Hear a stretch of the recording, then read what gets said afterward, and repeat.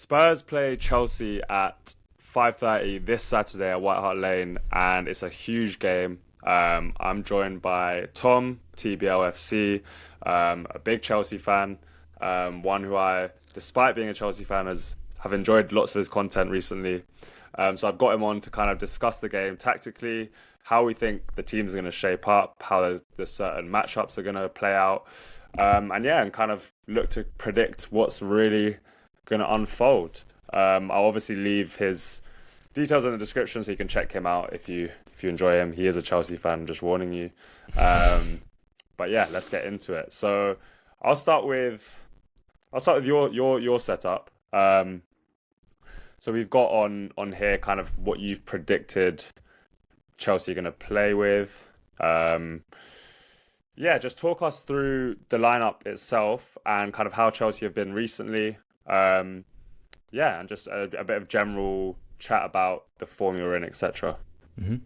Cool. Yeah. Cheers, Kush. So Chelsea's been a bit of a wild season already, to be perfectly honest. We've struggled with so many red cards, injuries, no pre-season after Club World Cup. It's just been anything and everything you can throw at a football team in the first 2 months of the season. It's just, yeah. So this game is huge because I think you're already 3 points ahead of us. You're third, we're ninth. It's quite tight at the top of the table, which is early on in the season. But so if we win this game, we go level on points. But if you win, you're already 6 points ahead of us. And I think you're probably starting to think about maybe you can get in the Champions League places. I think before the start of this season, I think not even just Chelsea fans, I think most people thought that there was a clear 4 best teams in the country and that those 4 teams were going to walk to top 4. But we've not started very well. Liverpool can't get by a win or anything in domestic football. So this season we've really struggled against sort of low blocks. So I think 8 out of the 14 games we played in all comps this season, we've played back fives, and we've really struggled against those teams playing that setup. But again, it's a variation of different back fives. We've played really good back fives like Palace. We've played really bad ones like West Ham and Wolves. But we've all sort of found the same sort of trends that we struggled against them. So as for the lineup, my prediction is that he would go with Chalobah and Acheampong. The problem is that he seems to like Tosin because Tosin is good in the air, even though he hasn't been good in the air for like the last 3 games. I think in the second half of the Wolves game in midweek, he lost 3 aerial duels in and around the penalty box in the space of like 20 minutes, and he's like 6'5", so he's not playing well. So I would hope that it would be Chalobah and Acheampong, or it could be Acheampong and Fofana.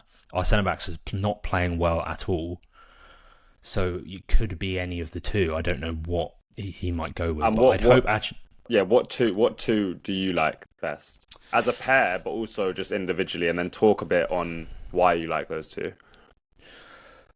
I'm a big Chalobah guy, but a lot of our fans aren't, especially after this season. I think Chalobah is really good, especially at right centre back, because I think even though a lot of people don't rate it, I think he's really good with the ball. I think he's a good passer. I also think he can carry out well. I think he can defend channels really well.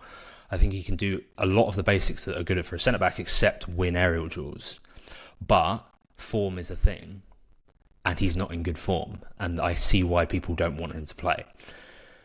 So I would also go for Fofana, but Fofana just doesn't play enough. I think he has probably the highest sort of ceiling of all of our centre-backs, maybe other than Acheampong. You can't really tell because he's so young yet. But the level that Fofana can reach is very high. He just doesn't play enough to reach it, and for us to trust him to reach it. So I would go with Chalobah and Acheampong. Okay. There's still a problem there because they're both right-footed. I think we're a much better team if Colwill or Badiashile are playing because they're left-footed. And on the ball, how is it been this same sort of one of the pivots moves up, one of the fullbacks tucks into midfield, and you play this sort of 3-2 shape? Is that still a thing?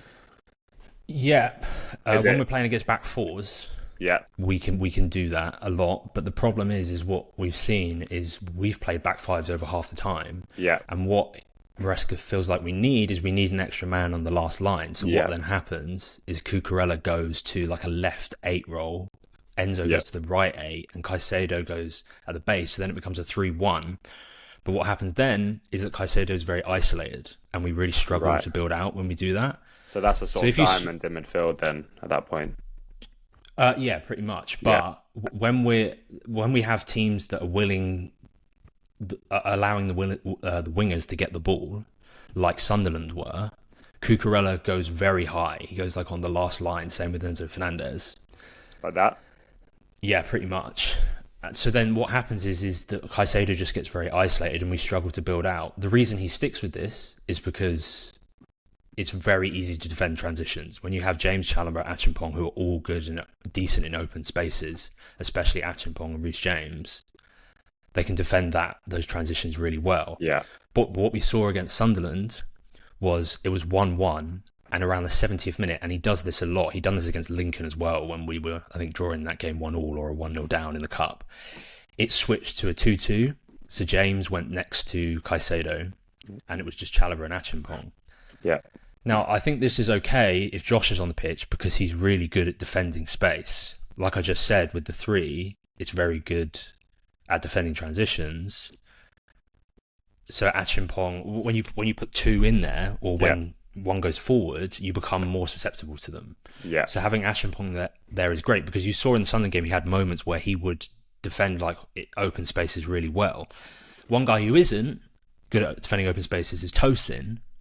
But when we don't have Tosin on the pitch, we're very frail from set pieces, from like an aerial perspective. So we just have a mismatch of centre-back profiles that are all missing something. They're all good at something. When Colwill and Badiashile aren't playing, we have weaknesses in our defence no matter who is playing. Okay. That's good to know, and I think we'll come back to that when we speak on how it's going to match up against Spurs.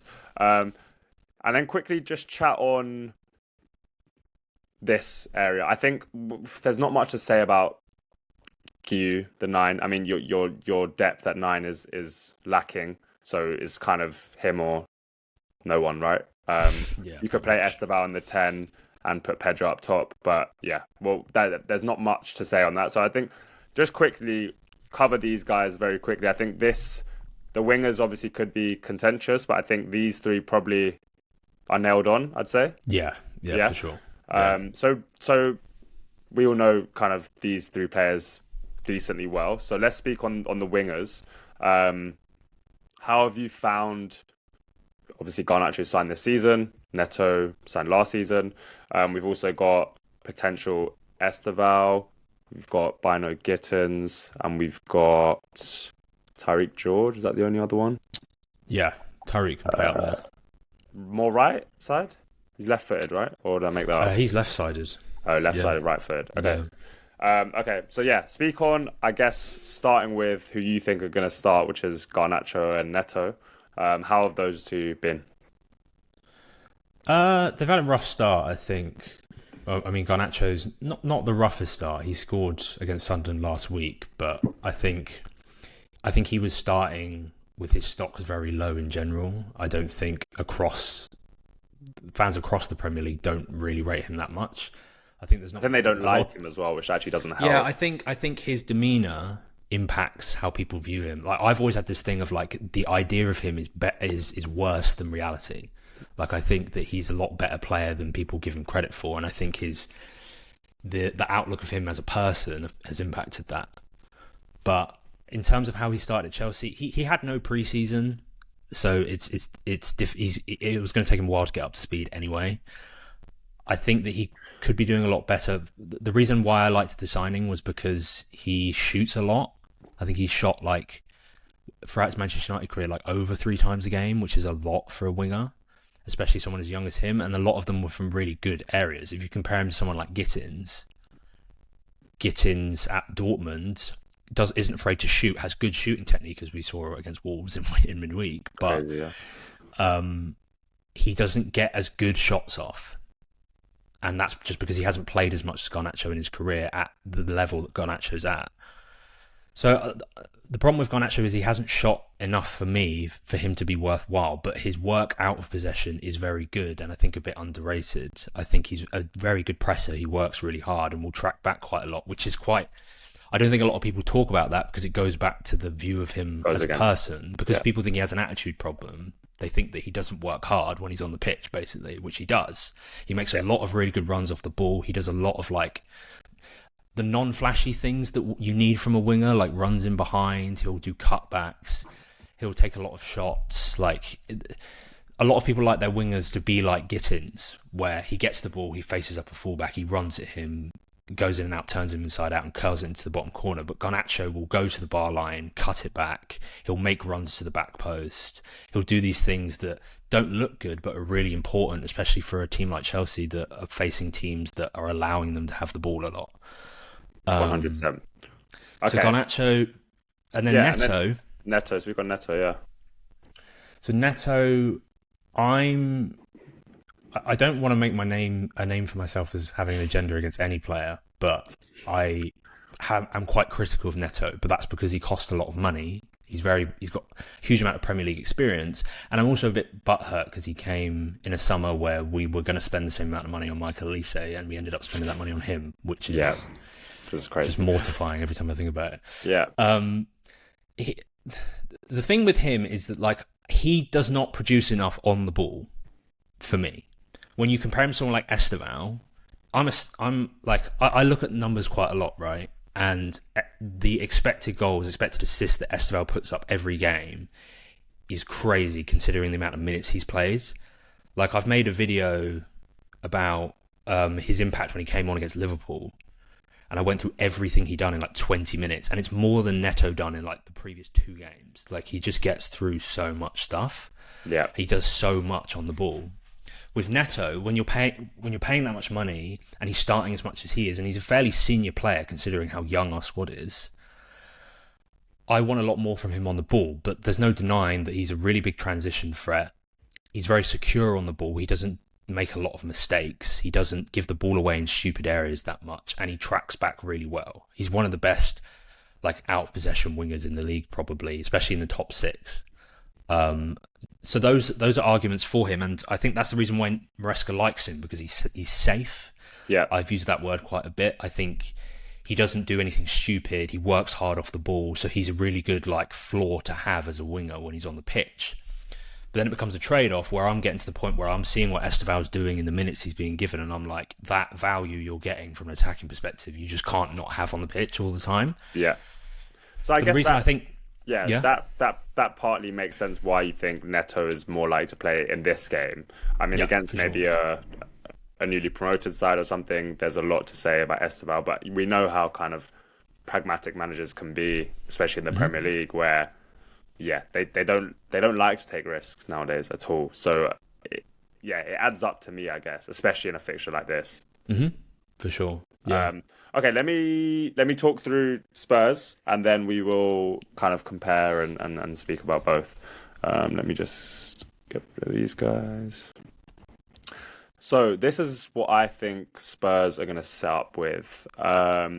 Spurs have a lot of injuries right now, like a lot. But what I've been really happy about recently is that we've changed our build-up structure, and I've gone on about this in numerous videos, but there was a big issue with these two, and at first I kind of thought it was a personnel issue where they were just so safe and risk averse in their passing, and we saw so much play that just went like this into there, just literally across, back, the other way, and just constantly that until we got a moment where Porro could get it out his feet, ping it down the line to Kudus, and then hope for something from Kudus.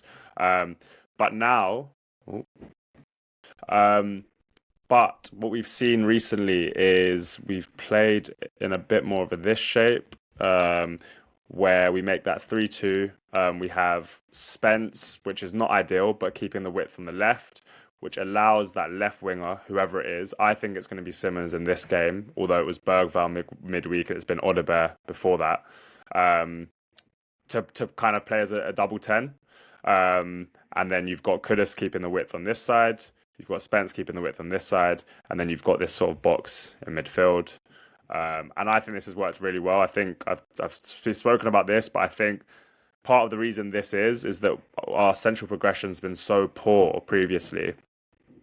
But with Porro playing a bit deeper, that pass is so much more facilitating for someone to turn on it and accelerate than this pass, which is just square.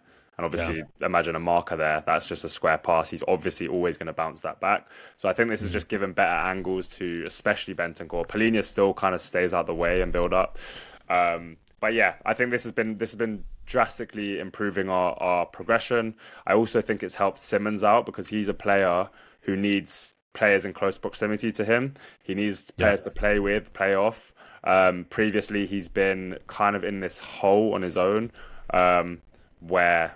Imagine that's someone else where it's just kind of this and there's big gaps and he's kind of trying to do bits on his own, but there's just such a huge area for him to cover which is not his game. He's not like a physical athletic player. He's a technical combinations type player. So yeah, I think this has really, really helped us. I think at the moment the personnel isn't getting the most out of this setup, but I like the structure itself. I do think in this game, he's going to prioritize 1, defensive solidity, 2, set pieces, but 3, I think, second balls as well. So Sarr is one of the best second ball winners in the league. His ability to kind of, when Porro does go long, if it gets cleared, Sarr is so good at eating up those loose balls. I think that's probably the best aspect of his game. And so I can see why he likes him higher up. Although he's not going to like pick the lock or anything like that, I think just his athleticism, his reading of situations and stuff like that can be a real threat, as can his pressing ability. I think when we're out of possession, we'll see something like this, where Sarr, I expect to go up and make a front 2, and he's one of the best pressers around. So that's how I see us setting up. Yeah, and I think the only kind of concerns I have in terms of personnel at the moment are Kudus did not look fit midweek. He came on and he didn't make a single sprint, which is so unlike him because he's a very intense player. Yeah. That concerns me especially because this role is very demanding. When you've got Porro playing narrow and deep, you need a lot from that right winger. They need to kind of run that whole flank on their own. I fear that if that is not Kudus, it will be Johnson, and he is very, very just objectively bad, I think. There's not much to say on Johnson. I mean, yeah, I think everyone's lost a bit of patience with him. Audebert is another great option. I think he's potentially still injured from the Monaco game, but hopefully he can make the bench. I trust him on this right if Kudus is out much more than I do Johnson. And he's also good in these kind of pockets on the left side as well. Udogie, I don't think he'll make it for this game. Again, him being the width holder instead of Spence is much more optimal. Bergvall will have an impact on the game. I don't see him starting, but he could start over Sarr in the 10. That's possible. I see Sarr starting, but that is another possible outcome. Richarlison won't start because he started midweek, and I think Frank's starting to warm to Kolo Muani. Is there anyone else? Tell could have an impact later on in the game. Again, I don't think he'll start. So yeah, that's sort of the Spurs setup. Now let's line them up. So we've got Garnacho left, Neto right. Yeah, cool. So as you look at this sort of setup, so yeah, it's sort of in possession, how do you see it shaping up? Would you say it's going to be that classic 3-2 shape? I know you asked also if we'd potentially consider a back 3. I think it could have been an option if Romero was fit. I think it definitely won't be now. I don't even think we have another. Polina plays centre back midweek, so I don't think we'll do that again. It's just that I'd heard. I haven't watched much of Spurs, if I'm honest, this season for whatever reason. I just haven't caught them, but yeah, I did. I think I've seen you play back 5 a couple times, especially against PSG, and I can only speak from the Chelsea side. Like Maresca had some quotes in midweek about. He was asked about back 5s, and he said that for example, the Forest game where we won 3-0 and Sunderland at the weekend, they played back fours like basically the entire season, and he'd prepared for them to play back four, and they ended up playing a back five. So I think there's this thing at the club at the moment where there's a worry that every team we play is just going to use it. And because Frank's used it before, he's pragmatic, all that stuff. But if you don't have the personnel... To be honest, I think you went to the Etihad and played a back four, right? Yes, we played a back four against City. It was a very out of possession type game for us.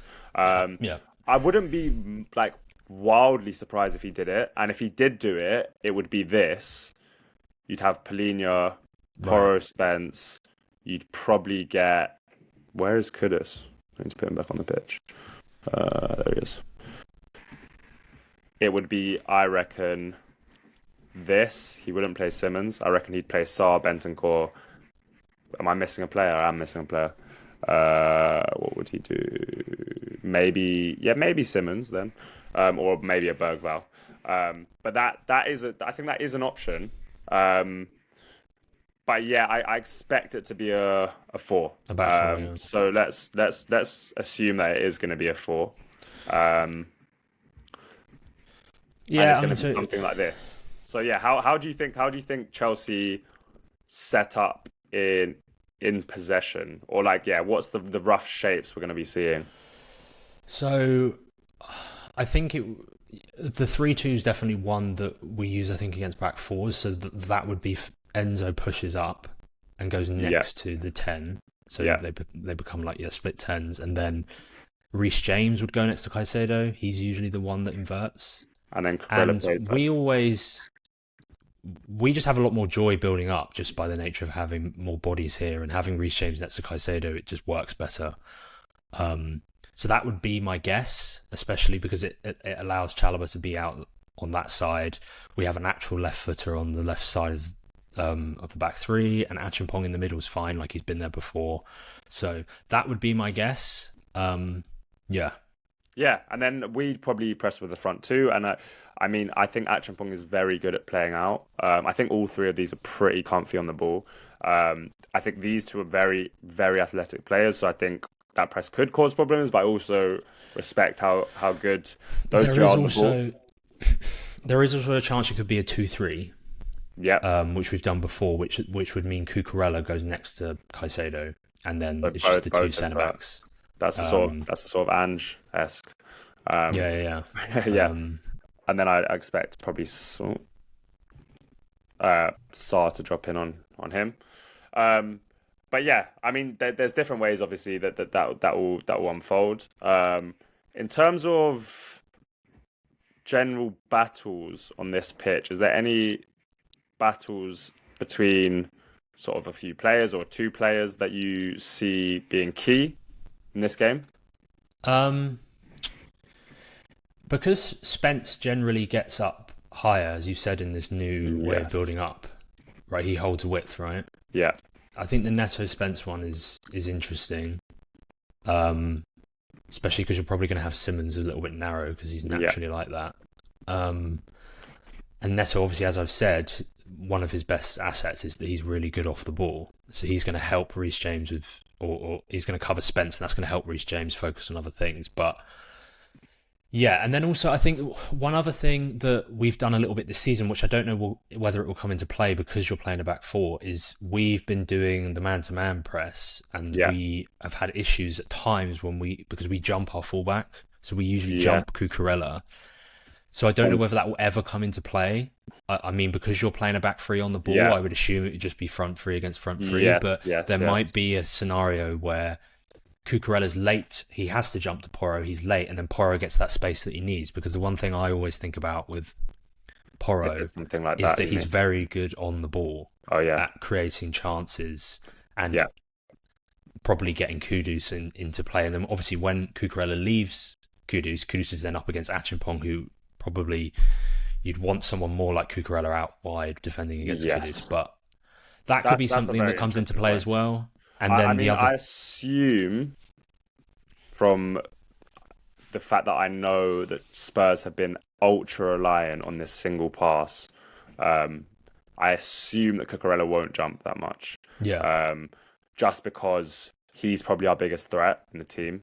and he is our best passer in the team. So yeah, so that would I think for sure be a concern. I think with the Neto one as well, I'd be also wary of Spence obviously being up here and then transitions. And then that's obviously, this is Van de Ven's bread and butter, kind of cleaning up this space. But if Neto kind of gets him stood up in this area, that's where he can struggle at times.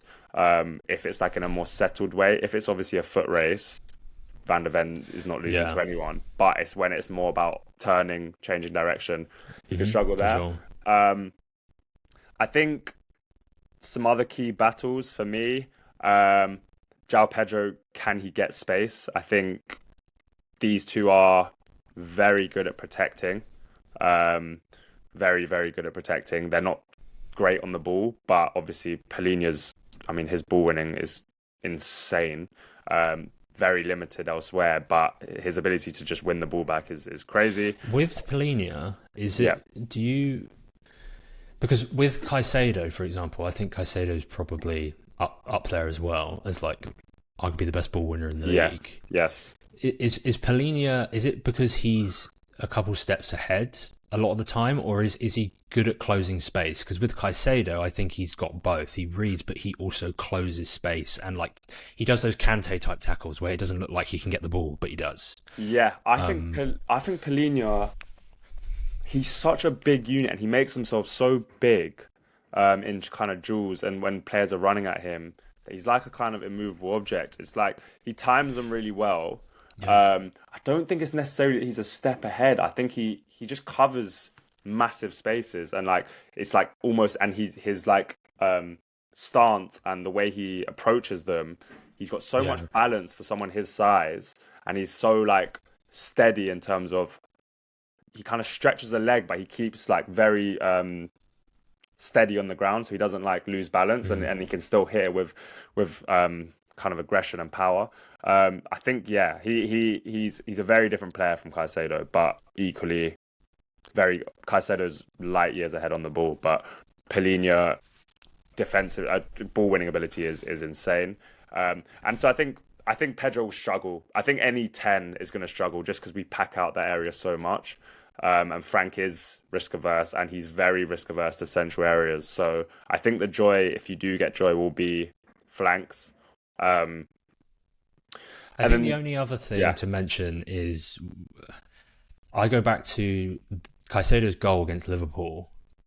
If Palhinha and Bentancur are very deep, a lot of the time, there could be a scenario where that goal came about because Gusto came inverted into midfield, and then there was just a pass that was played to Caicedo, and McAllister pressed him too late. Caicedo got past him, and because Liverpool are very passive, their centre-backs don't step out, and Konate and Van Dijk don't step out at all. He carried the ball 15 yards. Yeah. Great. He had to do a lot after that to get that in the top corner, but that's another thing that could happen. If Bentancur and Palhinha are very passive, then there could be space there if we put someone in there and Sarr's 2v1, because Simmons is defending at left wing out of possession. Yeah, I think this is a great point, because Spurs have actually, I can't remember what game it was, but there was a game when we closed down so late, and it is a thing because Frank, while he does want to press aggressively, if he does get the press bypassed high up, rather than settling into a middle block, we sort of end up settling into a low block at times, and we do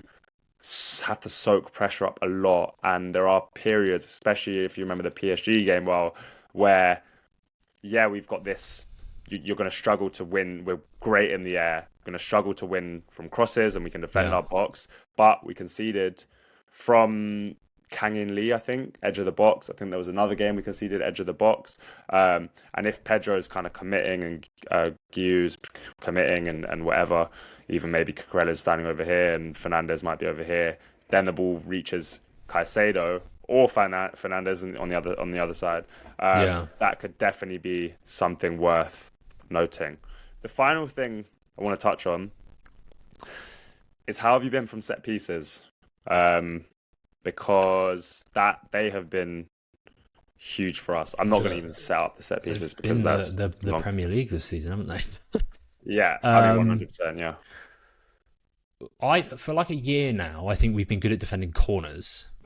I think we just like Arsenal did. We poached Brentford set piece coach Bernardo Cueva. I can't remember if he joined a year ago or 2 years ago. So, and it took a while for him to get going, and we've been decent for attacking them this season. But the one theme that's been going on in the last few games is throw-ins, which a lot of people have had issues with this season in general, but we've struggled with them as well. Yeah. And a lot of it is because we don't have... Like, our only genuinely great aerial centre-backs are probably Tosin and Fofana. And Tosin isn't winning any headers, even though he's meant to be good in the air. And Fofana doesn't really play. So there isn't really anyone that commands our box. But there's also... And I think this has been a big theme in general, not just with Chelsea or any teams we've played, is second balls from set pieces have been huge, and flick-ons and stuff like that. Like the first goal we conceded against Sunderland, a throw-in came in. I think Chalobah or Josh won the header, but because they're a defender and they're backing into their own goal, and the throw-in's landing in the 6-yard area, that ball's only going to go so far when you head it away. Yeah. And they got the second ball. They had a guy on the edge of the area who just put it into an area on target, and it ended up at Sunderland players' feet, and they scored. And that player was marked by Esteval or Neto. Yeah. Those guys just weren't marking anyone, and he was free on the edge of their penalty area after a second ball. And it was the same with the Brentford goal, which was a bit different. The Brentford's 96th minute equaliser against us, where Coyote chucked it in. Tosin doesn't win the first header. It's flicked on, and then Fabio Carvalho's at the back post, and his man is Garnacho.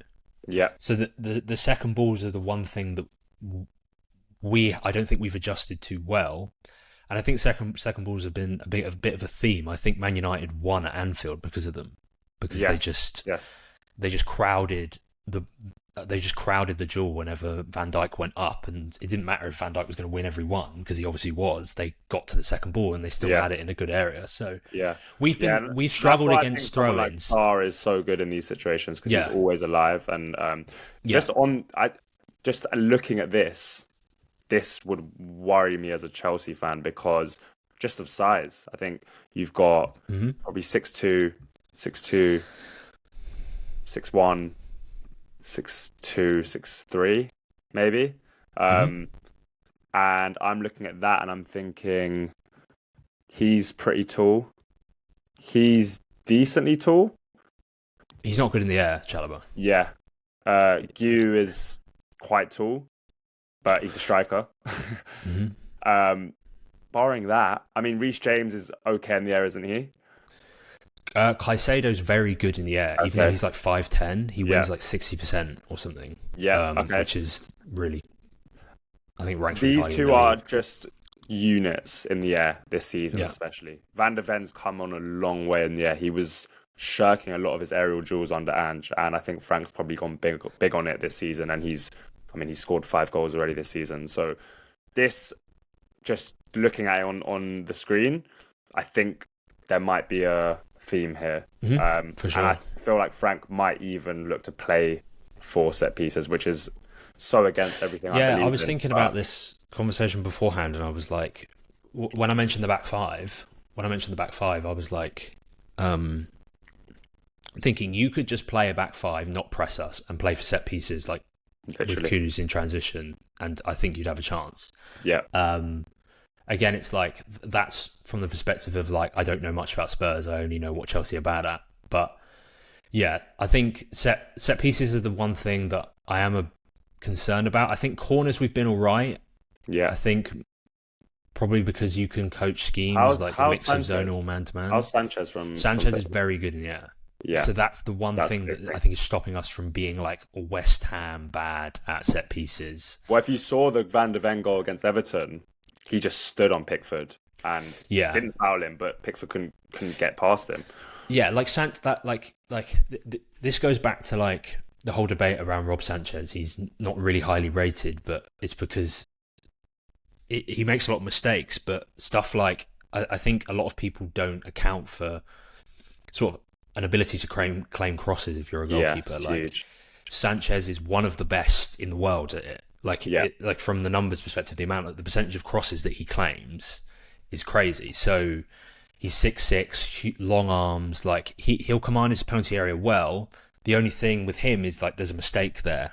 Yes. So it's not about like he doesn't have the physical ability or the athleticism to stop crosses, because he does, and he does most of the time. It's just like sometimes he might go when he shouldn't go. It goes over him, and it's in at the back post. So as Spurs Chelsea games are usually pretty entertaining, I have a feeling this one might be a little bit more boring, unless the kind of needle gets in it and then the crowd get up and that kind of thing. I just think Frank is probably gonna, just looking at that now. At the end, I was like, okay, mate, I think he might really play for set pieces and then be good out of possession.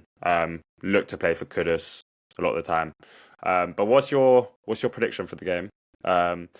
Everyone who before you give me your prediction, make sure you go check out Tom's TikTok. Also subscribe to this channel if you're not subscribed. But yeah, give me your prediction. I'm gonna have to ride with Chelsea. I know only Spurs fans are probably gonna watch this, but I'm sorry, I'm gonna have to do it. I can't be caught by anyone. I think this team, going away from the tactical perspective, I think this team for a few months now has like answered the call when it's needed to. I think I worry about the conversations about the manager and the team if we lose this game, because we're 6 points behind you. And it's not been a great start to the season. It's not getting any easier. We've had a pretty easy schedule to start the season. So I'm going to go with 3-1. I think you'll score. But again, I kind of agree with you on the fact that I think it will be more boring than the last two. I think the last two I think Ange is just at the centre of it. I think just how much he wants to let the game open up and stuff. I think like when we went 2-0 up against you last season, I was still confident we'd win. Oh, sorry, you went 2-0 down. Us. I was still confident that we would win the game. We weren't in a good situation at that point either. The first time we were flying. This time we definitely weren't flying. Yeah. So like last season when you went 2-0 up, I think it was 2 Kulusevski goals. Cucurella slipped. I remember that. Twice. He lost his boot. I was still confident that we would win the game, and then when Sancho scored, I was like, it's probably going to... Because we were flying at that point as well. We were like second in the league. That game, I remember. And that's the other thing, is Palmer not being there. Like, Palmer's been at the centre of both wins we've had against you in the last 2 years. So I think it could be a bit of an eyesore, because I think that Maresca is definitely a bit more safe when it comes to his attacking lineups. I think João Pedro isn't in good form, but you can't really play anyone else. Like you've said, I think he's better when he dovetails off someone like Delap, who I was going into this like 48 hours ago, like, oh, we've got Delap back. This is really good, and then he gets suspended. So I still go with 3-1 because I think we'll do okay from set pieces. We'll ride through the set pieces, and I think there might be some transitional opportunities, which I think Garnacho Neto might take advantage of. And but it could, like, last season I thought we would win pretty easily, and this season it could go either way. Yeah, I'm gonna go with a 1-0 set piece header, and it'll be a rough. We'll score first half. I think we'll ride it out second half. We'll be under a lot of pressure. That's a scenario. You could just go 1-0 up from the corner and just sit back. That's Frank's ideal. I think at the moment, I think he's so big on, if we score first, my game state is perfect. Draw them onto us, and then we try hitting them in transition. I think where we struggle is if we go one down. So yeah, if we score early, I think that could be possible. Anyway, looking forward to the game. I hope to see some of you guys there. I'll be there in the pubs and whatever. Please do go check out Tom's TikTok. Even if you're not a Chelsea fan, there's some very interesting stuff on there. I don't just do Chelsea videos. Yeah, exactly. There's much more. There's much more there, and he's also not like a rage baiter. He's very, very considered and analytical. So if you like my stuff, I'm sure you'll like his stuff. But yeah, thanks for watching, and come on, you Spurs. Perfect.